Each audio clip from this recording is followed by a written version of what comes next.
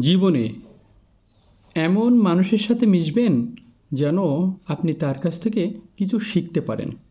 তার আচার আচরণ ব্যবহার, তার ব্যক্তিত্ব আপনাকে মুগ্ধ করে। এই সকল মানুষের কাছে আপনি অনুসরণ করবেন, তাহলে আপনার লাইফটাও ভালো হবে। আর্থিক ভালোটাই সবসময় ভালো নয়। আপনি অন্ধভাবে একজন মানুষকে অনুসরণ করতে পারেন না।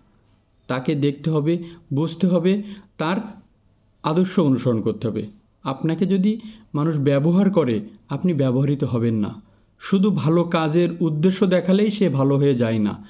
তার এই ভালো কাজের উদ্দেশ্যও আপনাকে বুঝতে হবে যে আপনাকে কেউ ব্যবহার করছে কি না। এই ব্যবহৃত হওয়াটা ভালো নয়। আর কতদিন আপনি এভাবে ব্যক্তিত্বহীন থাকবেন? আর কতদিন আপনি নিজেকে ডাক দিলেই ছুটে যাবেন এরকম স্বভাবে থাকবেন? নিজে বুঝুন, নিজেকে বুঝতে দিন, নিজেই অভিজ্ঞতা তৈরি করুন। শুধুমাত্র ডাক দিলেই চলে যাবেন এই মানসিকতাটা বন্ধ করুন।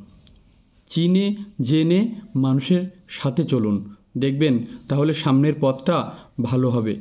নিজের সিদ্ধান্ত নিজেও নিতে শিখুন, তাহলে দেখবেন যদি সিদ্ধান্ত ভুলও হয় তাহলে নিজের প্রতি নিজের একটা শক্তি ভাব জন্মাবে যে আমার নিজের সিদ্ধান্তই আমি নিজে নিয়েছি। ভালো থাকবেন সবাই।